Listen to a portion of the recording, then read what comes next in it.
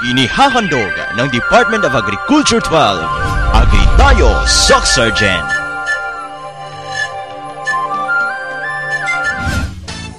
Isang masaganang umaga po sa ating lahat mga ka-agri, lalong-lalo na sa ating mga magsasaka at mangingisda sa Region 12. Kamusta po kayo? Maraming salamat po sa walang sawa ninyong pagsubaybay dito sa isang oras nating programang talagang naging katuwang nina sa buhay tuwing Sabado. Last week po ay tinalakay natin ang tungkol sa Research Development Initiatives ng DA12 kung saan ay binahagi namin ang tungkol sa panibagong teknolohiya sa pagsasaka na maaari niyong subukan sa inyong mga sakahan. Phase 1 pa lamang po yan ng ating pag-uusap tungkol sa research dahil for the meantime meron tayong bagong inihaing episode na tungkol sa kahalagahan ng diversified farming. Does it sound interesting mga ka-agri? Ano pang hinihintay natin? Sabay-sabay na nating tuklasin at palaganapin ang ganda at sigla ng agrikultura dito lang sa Agri Tayo, Soc Sergeant.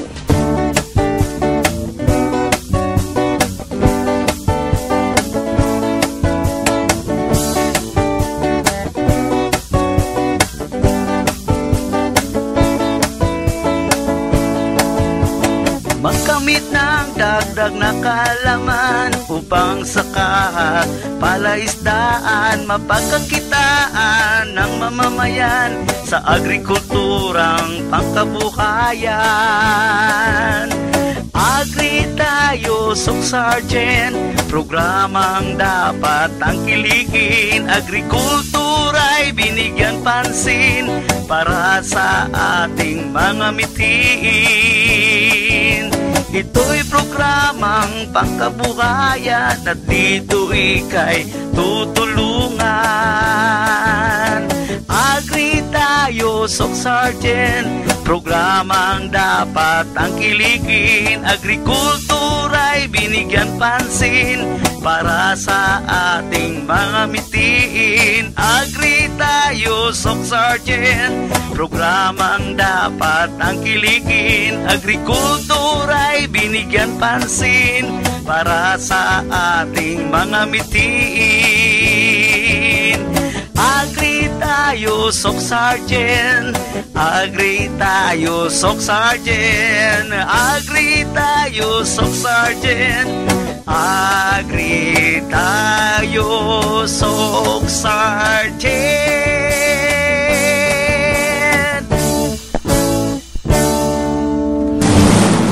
Tulad nga po ng sinabi ko kanina sa inyo mga ka-agri, ay meron po tayong bagong episode na tatalakayin ngayong araw, kaya naririto po tayo ngayon sa Diversified Farm ni Ginoong Nery Sinoy ng Barangay Tinongkop, Tantangan, South Cotabato. Pero hindi lamang po yan ang bago ngayong araw mga ka-agri dahil meron po tayong bagong makakasamang co-host for today. Kaya pero po, hinahanap ko pa po siya kung nasaan siya. Hanapin ko po muna ha. Hello! Nasaan ka na? Hello? Hello?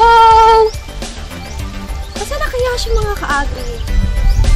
Oy! Wow! Andyan ka na pala, Christian. Welcome to the show. Kamusta ka? Mabuti naman. Excited na ako makatrabaho kang Ismael. Wow! Sige.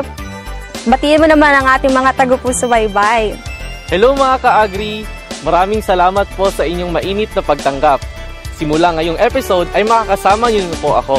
By the way, Christian, mga ka-agri, ito po yung 17th episode na natin since we started in October last year. Wow! Congratulations sa buong team ng Agri Tayo, Soc Sergeant.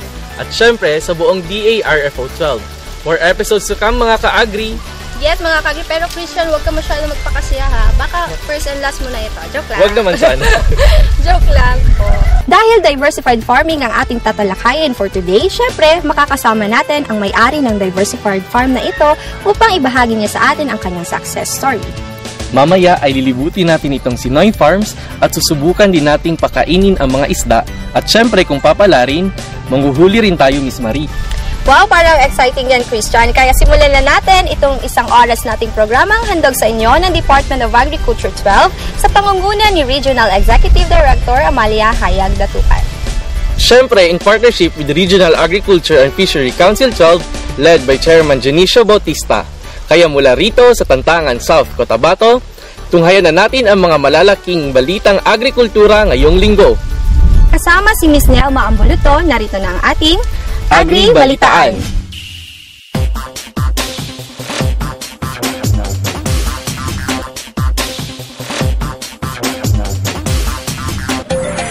Ito na ang mga pinakamalalaking balitang agrikultura ngayong linggo.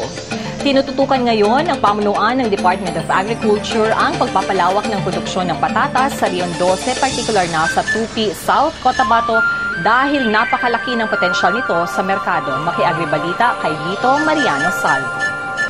Maliban sa goma, kape at iba't ibang prutas, isa sa mga potential high-value crops ngayon na binibigyang pansin ng Department of Agriculture ay ang patatas.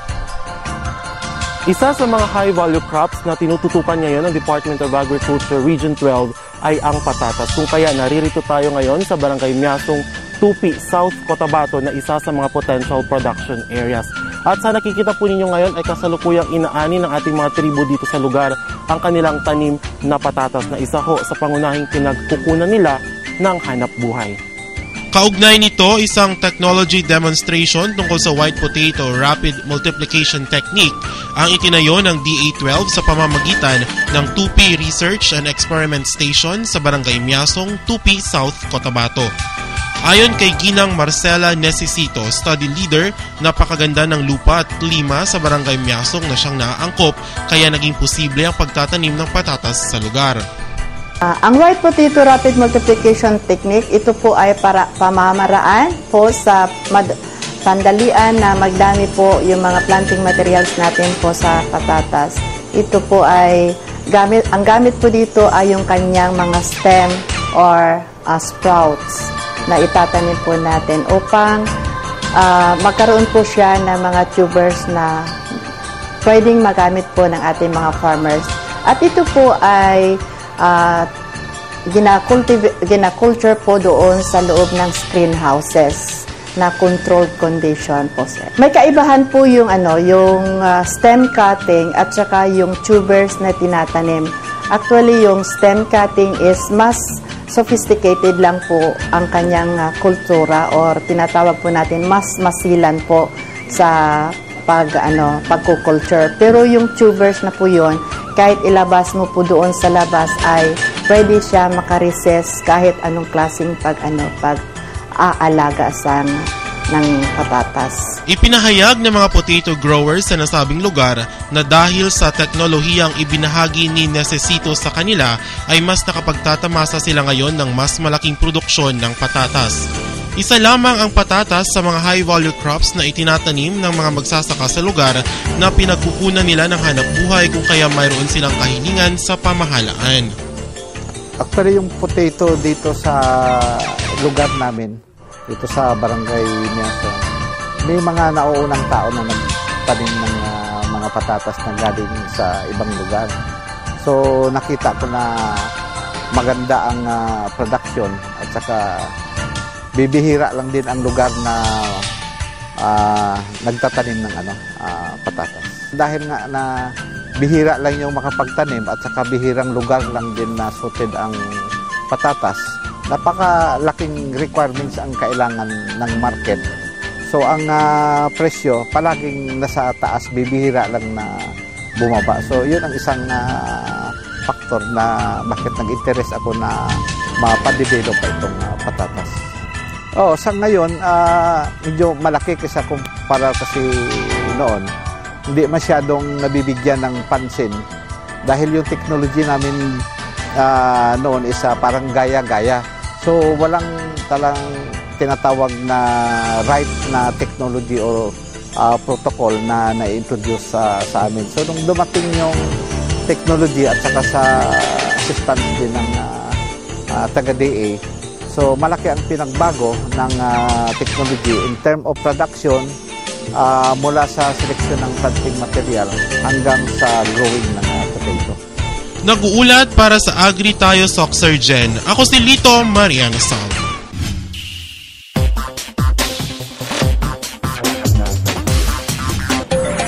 Samantala, higit sa 41 milyong pisong halaga ng proyekto mula sa bottom-up budgeting at payapa at masaganang pamayanan ang ipinamahagi ng DA12 sa 4 na lokal na pamalaan noong March 23 sa Coronadal City. Maki-agribalita kay Christian Matoliano. Higit sa 41 milyong pisong halaga ng proyekto mula sa bottom-up budgeting o BUB at payapa at masaganang pamayanan o pamana ang ipinamahagi sa 4 na lokal na pamalaan noong March 23 sa Coronadal City ng Department of Agriculture 12. Sa ilalim ng BUB, pinakamalaking nakatanggap ng proyekto ang Malapatan Sarangani ng 14.7 million pesos, Glan Sarangani 8.3 million pesos, Kalamansig Sultan Kudarat 3.5 million pesos at Kabakan North Cotabato 2.9 million pesos. Habang sa pamana naman, ang tanging recipient ay ang Glan Sarangani na kung saan nakakuha ito ng abot sa 12.05 million pesos. Pinangunahan ni na DA12 RTD Zaldi Boloron, Admin and Finance Division Head Carlin Collado at Regional Cashier Naila Limba ang pamamahagi ng cheque, kung saan ang mga municipal agriculturists at treasurers ng mga LGU recipients ang tumanggap ng mga cheque. Ang BUB at pamana projects na ipinagkaloob ay para sa pagpapatuloy ng pamamahagi ng mga proyektong pangkabuhayan, maging ang pagpapagawa ng mga proyektong infrastruktura gaya ng mga farm-to-market road. Nag-uulat para sa Agri Tayo Soc Sargent, ako si Christian Matuliano.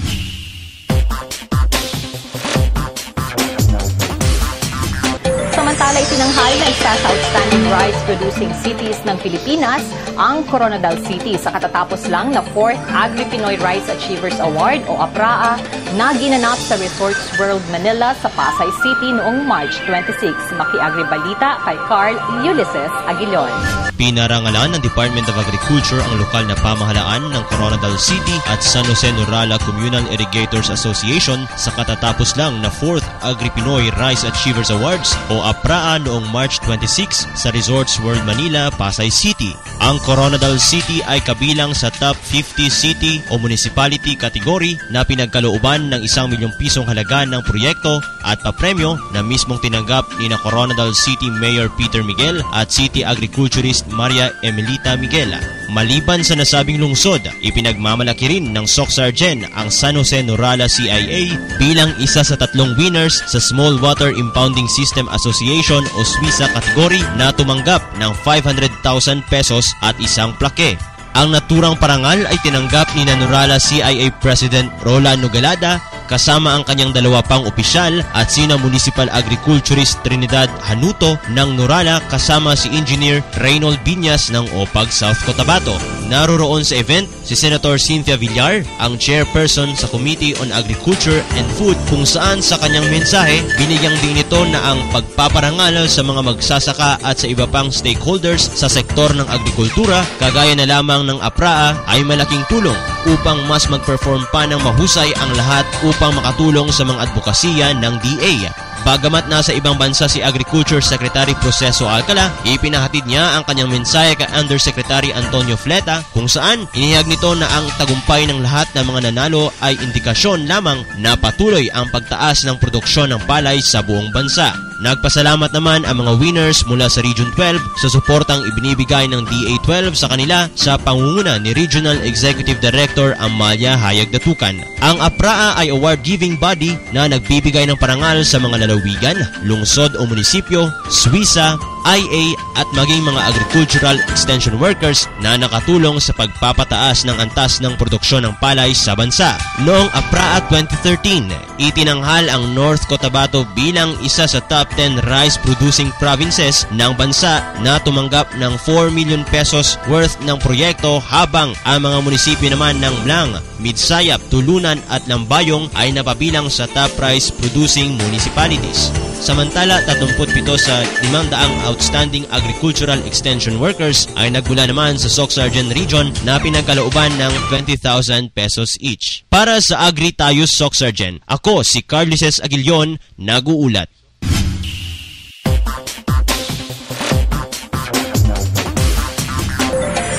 Sa kaugnay na balita, binigyang pansin ni Senator Cynthia Villar na isang epektibong hakbang ang Agri-Pinoy Achievers Awards sa pagtatango ng mas malaking produksyon ng palay sa Pilipinas. Maki-Agri-Balita kay Rafi Bautista. Ipinahayag ni Senator Cynthia Villar ang kanyang pananalita sa katatapos lamang na Agri-Pinoy Rice Achievers Awards 2014 na ang APRAA ay malaking tulong upang mas lalo pang mapataas ang produksyon ng palay sa bansa. Ito ang naging pangunahing punto ng kanyang mensahe sa harap ng matataas na pinuno ng Department of Agriculture, mga gobernador ng mga nanalong lalawigan, mga mayor at iba pang lokal na opisyal at mga pinuno ng mga Irrigators Association at Small Water Impounding System Farmers Association. Likewise, congratulations are also in order for all the local government units and other stakeholders in the rice industry who have partnered with DA and the private sector in our bid and commitment to attain once and for all rice self-sufficiency for our country. Palakpakan po natin silang lahat.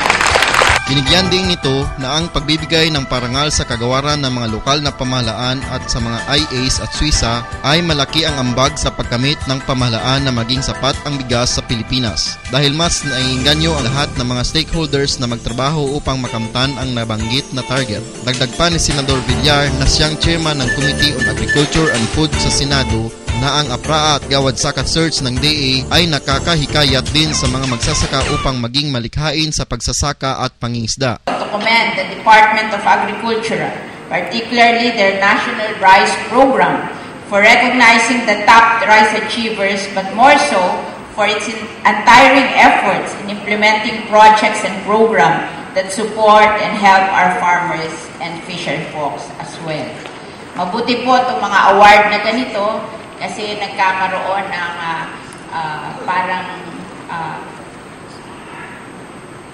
pagbubuti ang mga probinsya at mga local government para makatulong na ma-achieve natin yung rice sufficiency. This is my first time this kind of award. Ang napuntahan ko na po ay yung Gawad Saka. And sabi nila, meron pa daw award sa corn. Kaya siguro, with these awards, patuloy nating makikita ang pag-increase ng ating production. Kanya ring pinuri ang DA dahil sa mas pinaigting pa nitong pagpapatupad ng Farm Mechanization Program kung saan kanya ring inalahad na sa kanyang pagbisita sa Region 12 kamakailan, nasaksihan nito ang saya ng mga magsasaka nang tanggapin nila ang mga makinaryang pangsakahan. Nag-uulat para sa Agritayo Soksargen, ako si Rafi Bautista.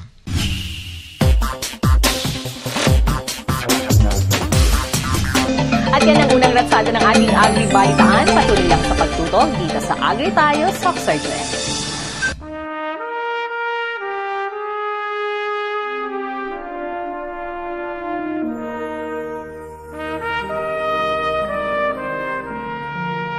Anumang pangarap ay matutupad sa pamamagitan ng ibayong pagsasanay at tamang nutrisyon. Isinusulong ng Department of Agriculture ang pagkain ng bigas na puting mais dahil sa mga benepisyo nito sa ating kalusugan. Mayaman ito sa protina at mineral. Mataas ang taglay nitong fiber na nakakapagpababa ng kolesterol at nakakatanggal ng toxin na siyang pinagmumulan ng colon cancer. Mabagal matunaw ang mais, kaya't maiiwasan ang pagtaas ng blood sugar na sanhi ng diabetes. Mas tumatagal ang pagkabusog at napapanatili ang lakas at tatag ng ating katawan sa mais. Kaya, ito ang pagkain ng kampyong katulad ko. Mais, para sa mas malakas at malusog na Pinoy, magmais tayo.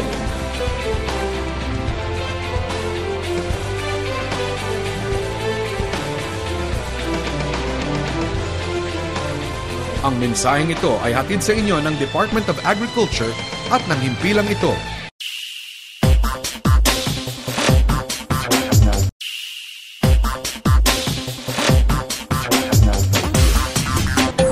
Pagpapatuloy ng ating Agri-Balitaan, pinulong ng DA12 ang mga local farmer technicians ng Region 12 upang mas mapalakas pa ang kanilang hanay sa pamamagitan ng technical briefings kasabay ng contract signing sa Coronadal City noong March 30. Maki-Agri-Balita kay Chat Nunez. Magandang buhay mga ka-agri. Narito po tayo ngayon sa AMR Convention Center kung saan po ginaganap ang consultation at the same time workshop ng ating pong mga local farmer technicians sa buong Region 12. At the same time po ay mamaya magkakaroon po ng contract signing on the Memorandum of Agreement sa pagitan po ng Department of Agriculture dito po sa Region 12 at ng ating pong mga local farmer technicians. Mahigit sa 100 mga local farmer technicians kasama ang ilang mga municipal agriculturists ng 4 na probinsya ng Region 12 ang dumalo sa isang pagpupulong. Ayon kay Mr. Rogaciano Lumen, Action Officer ng ESETS ng DA Region 12, ang mga local farmer technicians ay katuwang ng kagawaran ng pagsasaka sa development at parte sa production technologies, lalo na sa mga low-yielding rice-growing barangays. Dumaan din ang mga LFTs sa pagsasanay bago maging qualified bilang LFTs. Samantala, ayon naman kay Regional Executive Director Amalia Hayag Datukan na ang mga local farmer technicians ay may importanteng functions. Katuwang sila sa pagbabago ng kanilang barangays, lalo na sa production ng palay. Dagdag pa niya na sa tulong ng mga LFTs na taas ang production ng rice farmers. Hinikayat niya ang mga ito na i-report kaagad ang anumang mga obserbasyon o pinsala dulot ng mga peste at sakit at magbigay ng mga rekomendasyon at nang mabigyan ito kaagad ng lunas ng kagawaran. Samantala, bahagi din ng pagpupulong ang pagbigay recognition sa mga outstanding high yielder na mga local farmer technicians. Ito ay sina Roger Harion ng Tibuli, Roy Duco ng Norala, Aison ng Columbio at Maximo Colantes ng Lambayong, kasama din sina Lydia Estacio ng Norala, Marilo Lizada ng Tantangan, Merlita Gapas ng Kiamba at Ani Palumaria ng Norala. Para po sa akin, sir, sa bilang isang outstanding LFT, sir, ang nakumplis ko, sir, sa aming komunidad o sa area, sir, yung mga bagay na natutunan ko bilang isang LFT na contribute ko sa mga farmers ko, sir, halos malaki yung tulong na nagawa ko sa kanila, sir. Kasi dati, pag nagtanim sila, sir, bahala na basta't makatanim lang. Pero yung nagkanda kami ng farmer field school doon, sir, nakapagtatapos ako ng almost 50 farmers ang napatapos ko. Masasabi natin, sir, na naging improve talaga yung naturo din namin sa kanila, sir, kasi tumaas yung anin nila, sir. Una-una sa Department of Agriculture po nagpapasalamat. Unang-una sa aming Municipal Agriculture na si Madam Olive Miramon at sa aming Rice Coordinator si Miss Mary Jane Katikista, yung teknisyan namin na kahit malayo yung lugar namin, sinusuportahan kami. Kahit anong hirap, basta malaki talaga yung papasalamat ko, sir, sa Department of Agriculture na katulad ko, sir, ng mga maliliit na magsasaka na binibigyang puwang kung ano yung mga benepisyo na dapat matanggap ng mga maliliit na magsasaka na tatanggap namin, sir, doon sa amin. Kaya napapasalamat talaga ko, sir, sa Department of Agriculture ng Region 12, sir. Bilang isang LFT sa aming barangay, bilang tinahasan din ng ating Department of Agriculture, ako gumagawa din ng mga paraan kung paano ako makitulong sa pamaraan ng naging aktibo ako sa National Irrigators Association para sa ganon ma-impart ko man o mabahagi in time sa aming mga meeting or assembly. At the same time, kahit na sa aming ibang association like San Jose Communal Association, in time na mayroon mga meetings, nandoon din ako para maibahagi ko rin yung mga biocontrol na sa insaktong paggamit through the proper instruction of our RCPC, Takurong. So sa ganon, marami ding mga farmers ang naniwala at gamit ng ganong mga pamaraan. At saka salamat sa ating Panginoong Diyos na binigyan niya ako ng pagkakataon na bilang isang LFT, nandito ako para magsuporta sa mga programa ng ating Department of Agriculture na pinangunahan ng ating Regional Director Amalia Hayag Datukan. At the same time sa mga agricultural technician sa aming Municipal of Agriculture, Trinidad Hanoto, sa mga kasamahan kong LFT na kapwa ko, nagbabahagi ng aming mga talento, ng aming mga ginagawa sa aming farm para makamit namin yung o ma-discuss yung mga natutunan namin sa ATI para sa ganon, pag nandoon na kami sa field, marunong na kaming ma-impart na namin o mabahagi na namin yung insaktong technology ng ating Department of Agriculture. Mula po rito sa Coronadal City, ito po inyong lingkod si Chat Muñez para sa Agri Tayo, Soc Sergeant.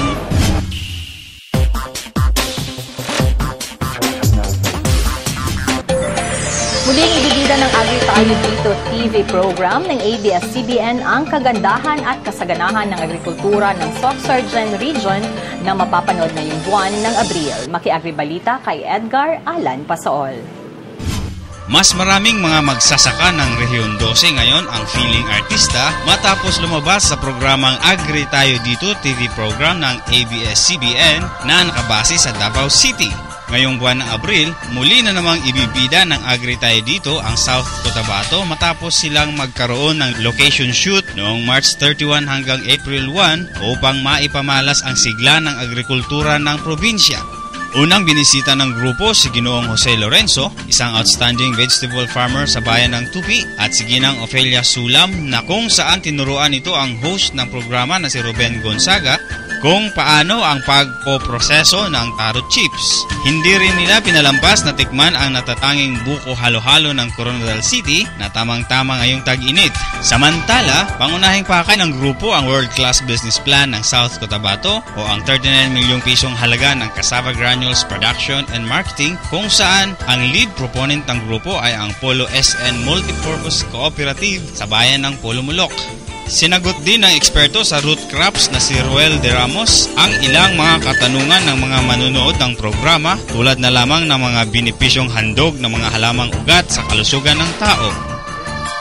Andito ang Agri Tayo Dito team ng ABS-CBN dahil yung sa episode natin na ipapalabas meron tayong sinut ka. Alam naman natin na marami mga produkto rito, lalo na sa hybrid na mga tanim, yun yung ipipicture talaga natin.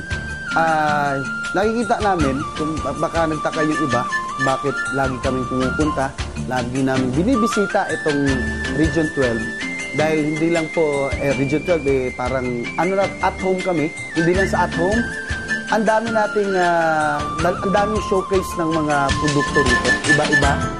Kaya nga sabi nila, mas marami din tayong natututunan dito sa inyo at marami din kaming nakukuhang impormasyon ng mga bago. Kaya nga yung programa natin talagang suki itong Region 12. At syempre sa mga ka-agri po natin, lagi po kayong manood at sabay-sabay po tayong matuto, matuwa at kumita sa Agri Tayo Dito.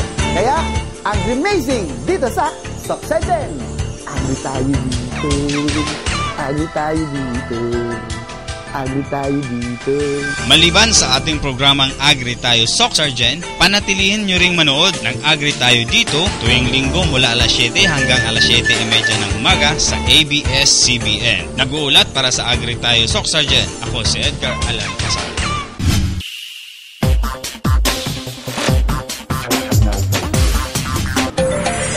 Bilang panghuli nating balita, inaprubahan na ng Regional Project Advisory Board o RPAB ang humigit kumulang sa 1.6 billion pesos na halaga ng mga farm-to-market road sub-projects na ipatutupad sa ilalim ng Philippine Rural Development Project o PRDP. Maki-agribalita kay Nelly Scotty Ilanan. Inaprubahan at inendorso na ng Regional Project Advisory Board o RPAB ng Soc Sergeant ang higit sa 1.6 na bilyong pisong halaga ng mga proyektong farm-to-market roads na ipapatupad sa ilalim ng Infrastructure Development Component ng Philippine Rural Development Project o PRDP. Ito ang naging resulta sa magkakasunod na pagpupulong ng RPAB sa Coronadal City noong March 19 at March 30 kung saan abot sa 23 farm-to-market road sub-projects ang inilahad ng mga proponent local government units. Ito ay isusumite sa PRDP Project Support Office Mindanao sa Davao City. Ang RPAB ay binubuo ng mga sumusunod na government agencies: Department of Agriculture, Agrarian Reform, Environment and Natural Resources, Trade and Industry, Interior and Local Government at Department of Public Works and Highways. Pangunahing tungkulin ng RPAB na busisiing mabuti ang mga project proposals ng infra projects ng mga LGUs bago ito isumite sa PRDP PSO at itaas naman ito sa PRDP National Project Coordination Office para mabigyan ng No Objection Letter o NOL. Mas 19 of March here at the Park Coronadal. So mamaya i-discuss yung mga meetings of the meeting at mga resolution. So we cannot do it because it's the board with handling that. The RTP is provincial led. But pag nangyari ang isang LGU have no say of good to participate to the following conditions. We will follow the following conditions. First, condition of the LGU. The LGU is designed for production from processing plant ng DCO. So pwede siya. Second, LGU is willing to shoulder the requirement. Pinapasalamatan ni DA12 Regional Executive Director Amalia Hayag Datukan ang mga LGU proponents sa mabilisang paghahanda ng mga kailanganing dokumento ng mga proyekto bago ang isinagawang RPAB. Dagdag pa ng direktor na aktibong partisipasyon ng mga miyembro ng RPAB ang isa sa mga naging dahilan upang maaprubahan ang lahat ng mga FMR sub-projects na naging dahilan sa pagiging number 1 ngayon ng SOC Sargent Region sa buong Pilipinas na may pinakamalaking loan portfolio para sa taong 2015. Nag-uulat para sa Agri Tayo SOC Sargent. Ako si Nely Escote Ilan.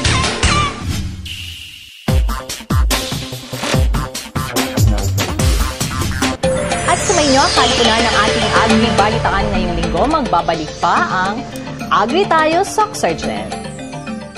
Ang El Niño ay isang hindi pangkaraniwang kaganapan sa klima na nararanasan sa buong mundo. Umiinit kasi ang karagatang Pasipiko, kaya nagiging mainit at maalinsangan din ang buga ng hangin. Tumatagal ito ng 8 buwan, minsan higit pa sa 1 taon. Naulit din ito tuwing 2 hanggang 7 taon. Iba-iba ang pagitan, kaya mahirap hulaan. Ang pinakamaganda, maging laging handa, lalo na yung mga pinakaapektadong lugar.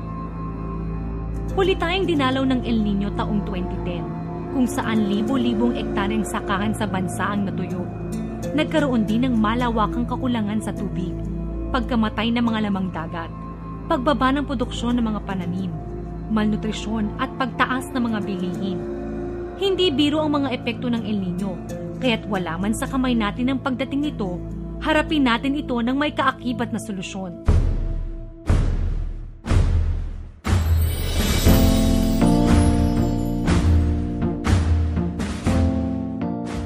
Sulitin natin ang bawat patak ng tubig. Siguraduhing maayos ang irigasyon ng mga sakahan. Dapat malinis ito at walang masyadong damo. Takpan ding mabuti ang mga butas para hindi tumagas ang tubig. Gawing 2 sentimetro lang ang taas ng tubig sa irigasyon. 25 hanggang 30 araw mula lipat tanim. Pag husto na ang tubig sa sakahan, isarado na ang mga kanal para hindi maimbak at masayang ang mga sobrang tubig. Buksan na lang ulit ang tubig sa irigasyon pag tuyo na ang lupa. Maaring gumamit ng cloud seeding, ang paglalagay ng kemikal sa ulap para bumigat ito at mapabilis ang ulan. Ang mga karaniwang kemikal na ginagamit dito ay asin, dry ice at silver iodide.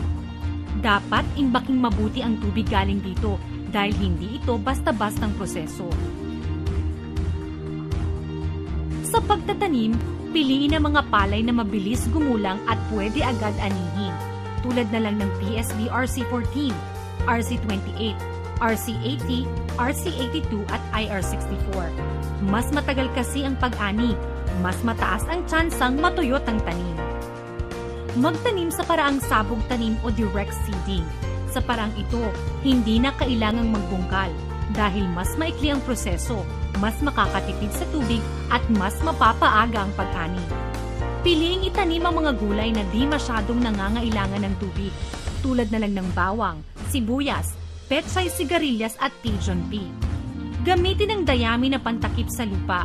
Mapapanatili na ang halumigmig ng lupa, maaari pa itong ipakain sa alagang hayop.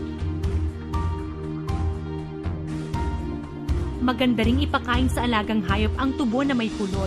Legumes na maaring itanim kahit sa loob ng bakuran. Sorghum, uraro, saging, kamote, kamoteng kahoy at sarang damo at iba pang halaman sa sakahan na hinaluan ng asukal. Mas tipid to kaysa sa mais. Madalang at mahal kasi ang mais kapag tagtuyot. Huwag ding kalimutang bigyan ng mineral block ang mga alagang hayop para malakas ang resistensya nila sa mahabang tag-init. Kung ang alaga mo ay baboy o baka, dapat alam mong hirap silang mabuntis kapag sobrang init ng panahon. Malamang, kakailanganin nila ang artificial insemination. Magpatulong sa livestock technician sa lugar nyo para maayos na maisagawa to. Kung isda naman ang inaalagaan, piliin ang mga klase ng isdang hindi masyadong apektado sa tagtuyot. Bukod kasi sa pag-init ng tubig, umaalat din to kapag tag-init. Ilan sa mga isdang kayang tumagal sa El Nino ay hito, tilapia, bangus, at dalag. Marami pa tayong kayang gawin para maghanda sa El Nino. Para malaman ang lahat ng to, sumangguni sa pinakamalapit na opisina ng Department of Agriculture. Hindi lang kayo basta tuturuan ng iba't ibang paraan para maghanda. Tutulungan pa kayong magkaroon ng mga kagamitan at magsimula ng mga programa para rito. Sa susunod na pagbisita ng El Nino, sama-sama nating haharapin to. Huwag mag-alala dahil walang mawawala kung lagi tayong handa.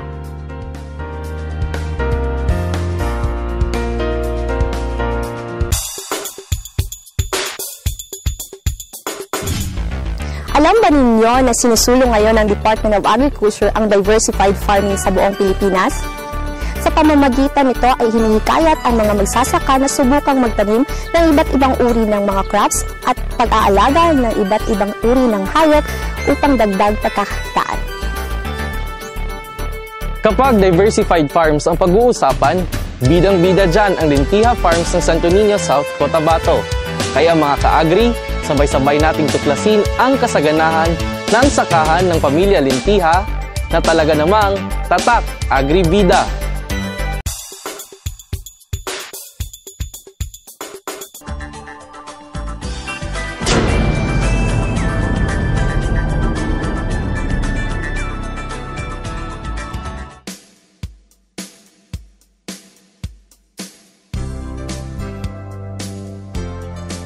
Nag-start ito since 1986 ang farming ko.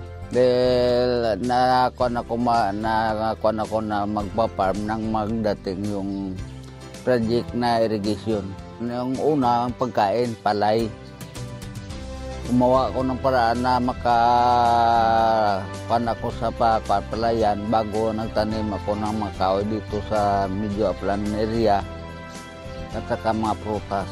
Kaya ganito ngayon ang area ko, kahit na noon parang desierto yung area. Ngayon hindi sa pagmalaki pero dinadayo ako dito ng ibang mga kaibigan dahil mas malamig daw dito sa ngayong tag-init. Mayroon kaming 5 mga anak. Yung una si Mary Grace, nasa abroad ngayon, nasa Indonesia siya ngayon, labas sila dahil nakapag-asawa siya ng isang pariner. Ang pangalawa ko, aging graduate pagkatapos nakapag-asawa ng guro. So, nagturo ang asawa niya. Ang isa, yung anak ko, nagpa-farm dito sa area ko. Siya ang nagmamanage ng fish pond at saka palayan ng area ko. Yung pangatlo, vocational course ang natapos niya. Automotive lang yung natapos niya. Kaya siya ang nag-aalaga ng aking mga machineries na na-acquire sa DE. So yung pang-apat, political science yung ang tapos niya. Nasa Japan siya ngayon dahil lumabas, naghanap ng kapital dahil gusto niya mag-engage ng project. Malaking tulong ang farm namin sa pag-aaral nila. Marami akong naiambag sa kanya ng mga sari-sari na isa ang herbal, and then mag-gardening, gulayan, at saka magbinta ako ng herbal medicine ko. Simulat mga maliit pa sila, andyan yun sila tumutulong sa akin. Kung minsan nagagawan pa kami manghuli ng mga isda, na mga palay na tanim ko. Sila ang ginagamit ko na tagapagbunot ng mga damo, tagapaglinis ng aking mga pilapil. So halos sanay sila yan lahat sa farming na pamumuhay. Isa kasi ako ng membro ako ng Municipal Agriculture and Fishery Council, kaya bawat may mga activity ang taga-DE, ako ang tinatawag nila, kinukonsulta ano man ang mga gawain na agriculture, tumutulong ako.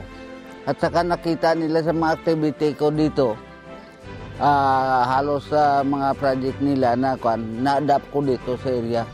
Kaya hindi ako problem. Kung minsan nga may mga seminar ang mga agriculture na mga magsasaka, dinadala nila dito para kayatin na siya ang dapat natin na maging implo. Dahil maliban sa palay farming at saka mais, marami siyang alternative na mga tanim na makukunan ng other farm income. So yun, nakikita nila dahil yung ginagawa ko dito, nag-alaga ako ng maliban sa palay at saka mais, may ginagawa kong gulayan, garden ko dyan, at saka may fish pond na makita nila sa bawat kilos ko, hindi na ako bumibili, kumukuha na lang ako. Kaya yun ang naiambag ko sa ating Department of Agriculture dito sa municipality.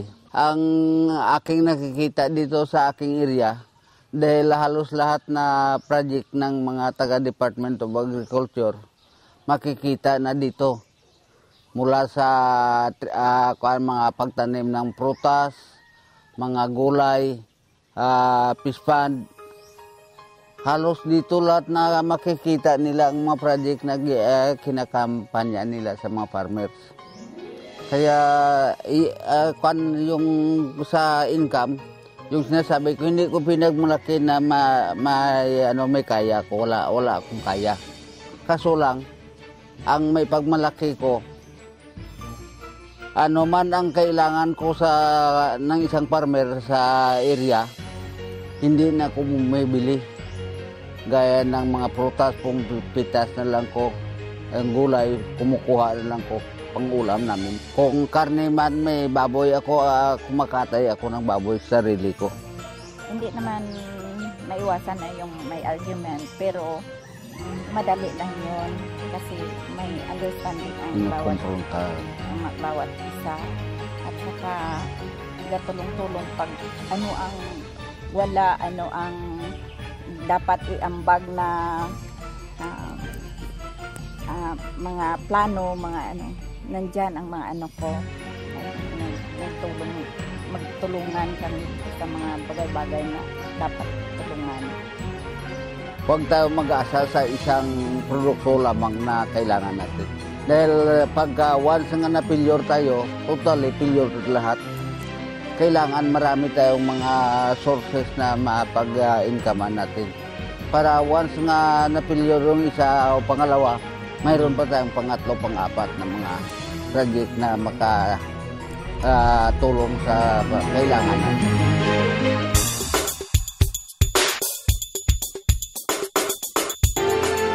Sayang. Sayang. Sayang.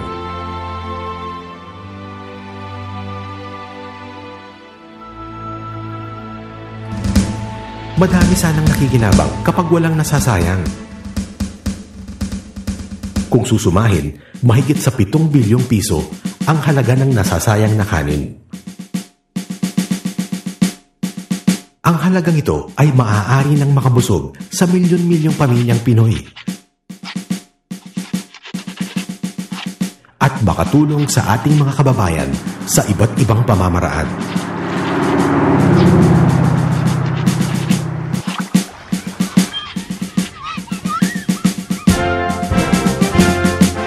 Sama-sama tayong lahat. Palay, bigas, kanin, huwag sayangin upang marami ang makakain. Ano ba ang mga mabuting gawin upang hindi nasasayang ang palay, bigas at kanin? Hugasan ta siya, hugasan ta imbukas, pag-uhos para wayroon malugpas. Pag asagtasin tuwig, hibalik ta siya para lomsin tungkang patway maugpas. Ginaobra ko, ginapasampaw na sila kanong bala. Hinahinay kita ba siya para nag-aras mga daman sayang?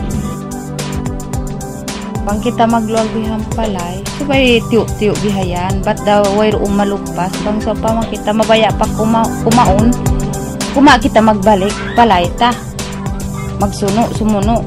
Bali, ubuso ay magtigang gani, kan charon lang ang pag-sakto lang kanya maubos ang tanan niyang pamilya.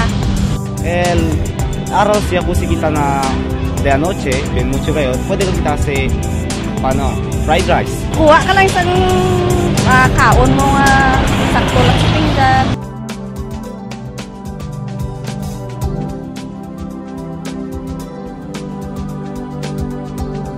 Alamin at tandaan ang mga tamang pamamaraan upang iwasang masayang ang kanin.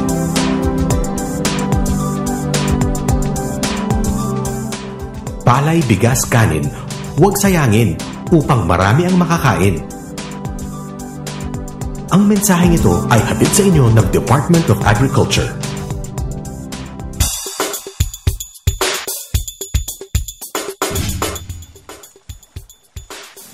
Ako po si Mr. Nery Sinoy, 49 years old, taga Tinongkop, Tangtangan, South Cotabato. Isa pong fish farmer. Isa sa mga hinahanga ang magsasaka ng South Cotabato ay si Ginoong Nery Sinoy ng bayan ng Tantangan na isang fish-based farmer. Mga kaagri, tuklasin natin ang itinatagong kariktan at tuloy-tuloy na progreso ng Sinoy Farm sa ating Agri Asenso. Start po itong Sinoy Farm dito sa Tinongkop noong 2006 kasi kinuha kami ni ex-Governor Mike Suino na kami po ang mamahala ng kanyang hatchery. Kasi noong una, doon sa Banga, 3 pan lang yung hatchery namin doon. Kasi noong una, isa ako pong government employee sa NIA, isang heavy equipment operator. Dahil po sa kalayuan ng assignment namin, nag-decide kami ni Mrs. na mag-hatchery na lang. So, sa simula, medyo nahirapan kami kay parang nasanay kami sa 15-30 na income. Pero sa kalaunan, dahan-dahan po namin na-adjust yung income namin. So, na-realize namin noon na mas maganda na mag-hatchery kami dahil sama-sama kaming magpamilya sa isang tahanan. So, hindi dalawa yung expenses namin. Kasi noong nagatrabaho ako, dalawa yung budget namin, yung expenses ko at saka yung sa bahay namin. So, nag-decide kami ni Mrs. na mag-rent kami noon sa iba't ibang barangay doon sa Banga ng hatchery farm. Almost 1 hectare ang sa isang area, tapos may sa isa pa sa Barrio 4 pa. So, ang income namin noon, hatchery at saka quail, yung namin yun, ang tinutostos sa pag-aaral ng mga anak namin noon. So, nag-decide kami, nung pinuntahan kami ng ex-governor, na kami ang mamahala ng hatchery niya. So, tiningnan namin, mas malawak yung hatchery niya. Samantala yung sa amin, almost 1 hectare lang. So, sabi namin, mas maganda dito. Kaya, dito kami nagpunta, at dito na nakatapos yung mga anak namin noong ang tinutostos namin sa pag-aaral ng anak namin, dito na nanggagaling sa hatchery na ito. So, yung eldest ko ngayon, nasa Spain na siya ngayon, isang BSMT, nandoon na siya sa Spain ngayon, nandoon yung biyahe nila. Tapos yung 2 kambal namin, siya ang katuwang ko sa pag-aalaga sa hatchery. Yung isa naman, yun ang katuwang namin dyan sa bahay kasi tapos naman siya sa HRM, siya ang katuwang namin. Tapos nag-plano kami na magpagawa ng konting business. Yun ang namin ngayon. Ang kalawak ng hatchery ngayon, 3.25 hectares. Pagdating namin dito, almost 1 hectare lang. Yun ang Pagdating ng 7 months, nag-expand kami ng almost 3/4. Tapos nung nakarang taon lang, nag-expand naman kami ng 1/4 hectare. So, ang isda namin dito, yung tilapia At saka yun, may carp kami at saka may hito. Yun ang isda namin ngayon. Kasi kung fingerlings ang pinoproduce namin, almost monthly, mag-income kami. Kasi kung mag-grow out kami, almost 4 months pa makaharvest kami. So sa fingerlings, mas madali ang income kasi monthly mag-income na kami. So ang karamihan sa buyers namin, ang pinakamalakas naming buyer ngayon sa Buluan. Kasi isang tao lang nag-order sa amin so almost 1,000 kilos monthly. Isang tao lang. So sa Lutayan may buyer din kami pero konti lang. Lexibo mayroon din kaming buyer pero pa konti-konti. Ang pinakamalakas naming buyer ngayon taga Buluan talaga. May style kami sa amon nga pag sa feedings namin kasi may alternative kami, may duckweeds kami. Tapos may feeds formulation kami kung minsan pag maganda yung panahon. Kasi kung mag-feeds formulation kami na hindi maganda yung panahon, wala kaming gaanong mga makinarya na kung minsan mabulok yung kuan namin pag hindi maganda yung panahon. Kaya nag-aasa kami sa duckweeds kung minsan. Pero kung minsan sa hindi maganda yung panahon, yung duckweeds namin hindi namin masustain. Kaya may feeds kami na ginagamit at saka piki-piki. Mayroon kaming native, native tapos mga baka namin. Yun ang bigay pa rin ng another income sa amin. Yung income pa rin namin yung ornamentals namin. Kasi nung hindi pa gaanong mainit, kinukuha sa amin ng 250 fair pot yung ornamentals namin. So kung minsan sa isang buwan almost 5,000 yung income namin sa ornamentals namin.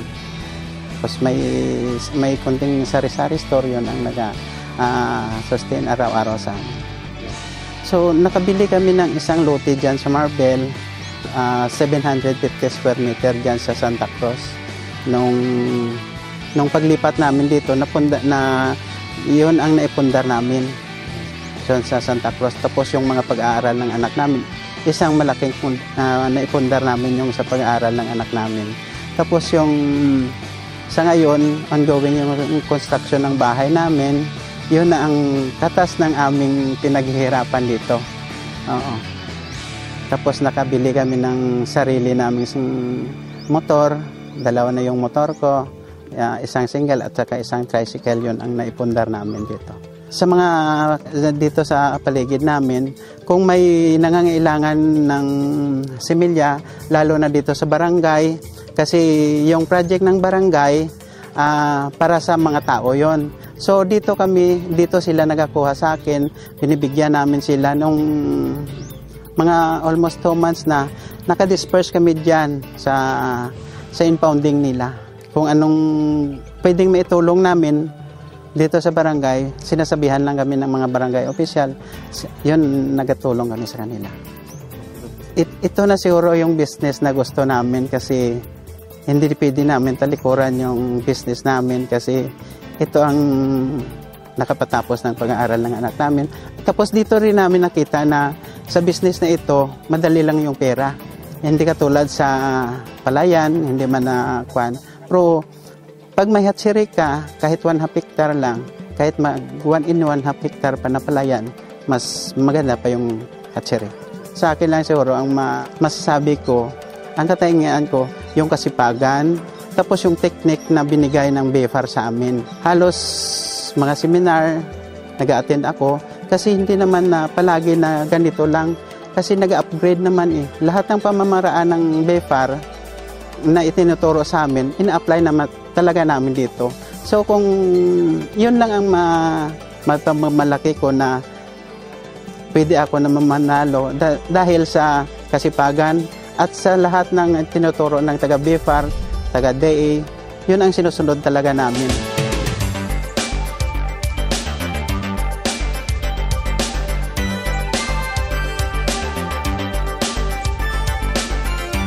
Mga kaagi, bago pa po kami mawili at madala ni Christian sa pagpapakain ng isda, narito po muna ang mensahe ng ating Regional Executive Director, Amalia Hayag-Datukan.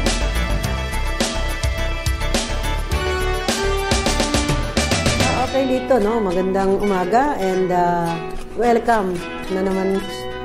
Welcome pala natin lahat sa ating 4th edition ng Agri Tayo sa Oxygen. Yes, Lito, no? Yung integrated farming, ngayon, pinangalanan nating palayamanan, ito ay napakahalaga sa bawat magsasaka. Magsasaka particularly ng palay.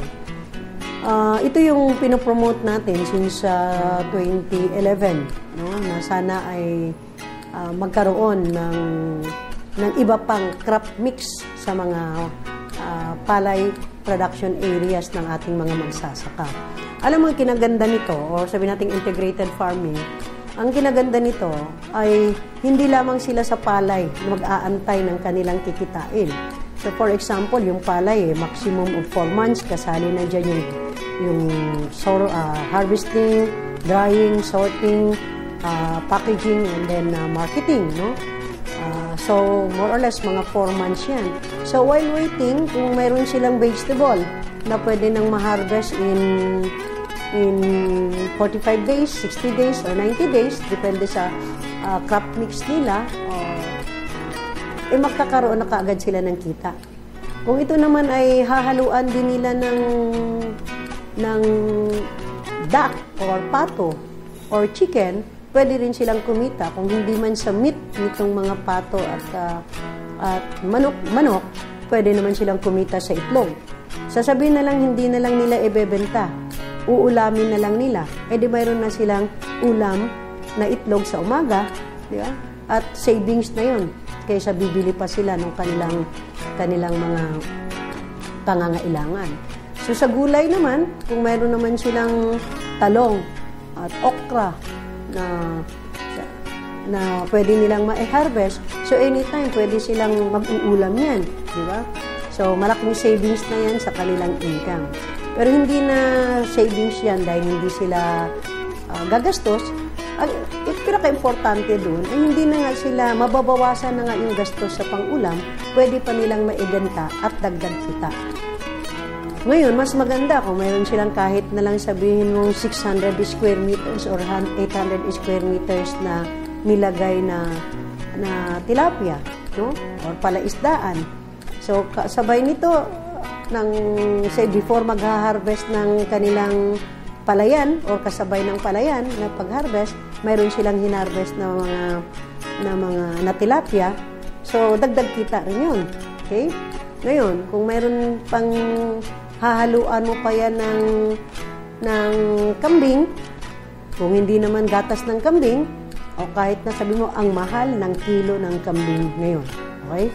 Kaya, sabi na, paano naman maisaksak lahat yan sa isang hektarya?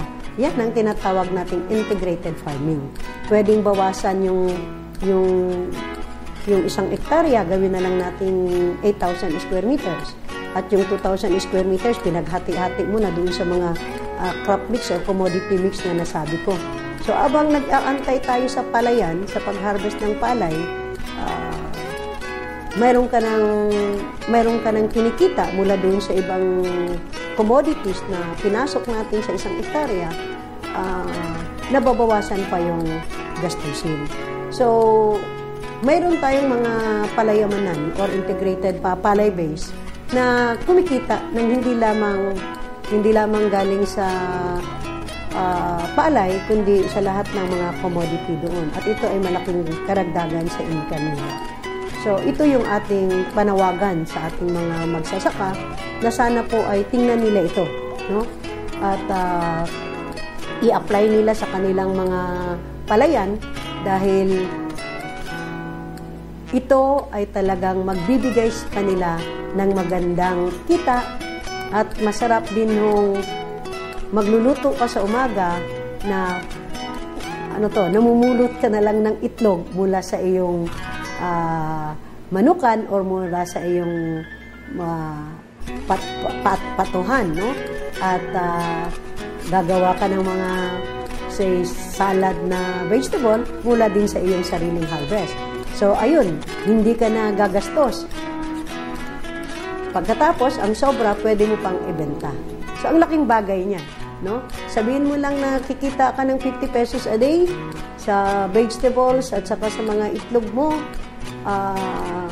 In 30 days, meron ka ng 1,500. Bawas pa ang gastusin mo. So, ito yung sana'y makita ng ating mga magsasaka na i-maximize yung 1,000 hectares ng palayan.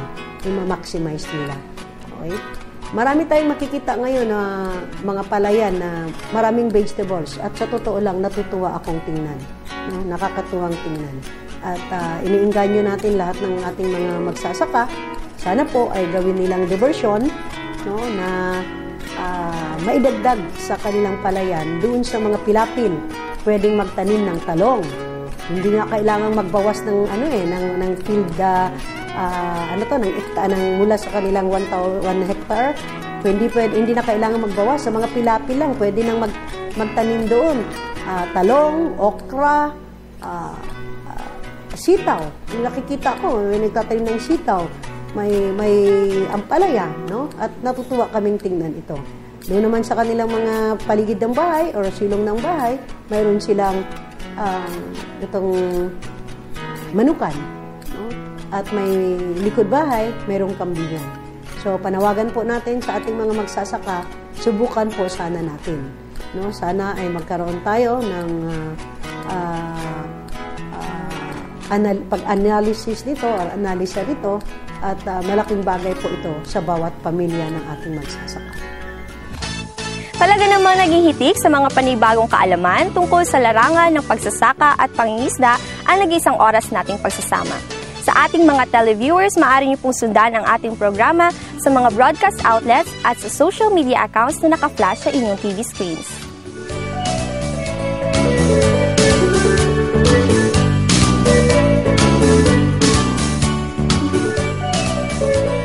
Para naman po sa inyong mga katanungan o episode suggestions, i-post lamang po sa aming mga social media accounts o ipadala sa aming hotline numbers.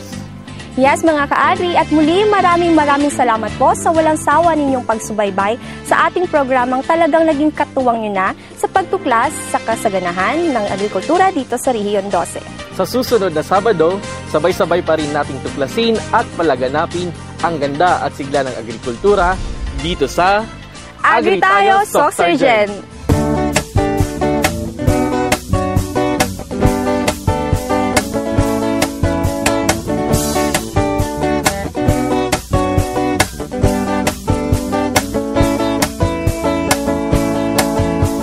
Magkamit ng dagdag na kaalaman upang saka palaisdaan mapagkakitaan ng mamamayan sa agrikulturang pangkabuhayan.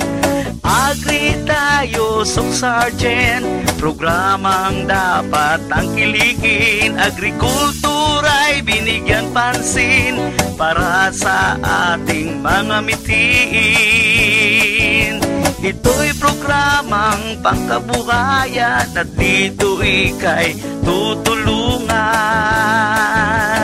Agri tayo, Soxargen, programang dapat tangkilikin. Agrikultura'y binigyan pansin para sa ating mga mitiin. Agri tayo, Soxargen, programang dapat tangkilikin. Agrikultura'y binigyan pansin para sa ating mga mitiin.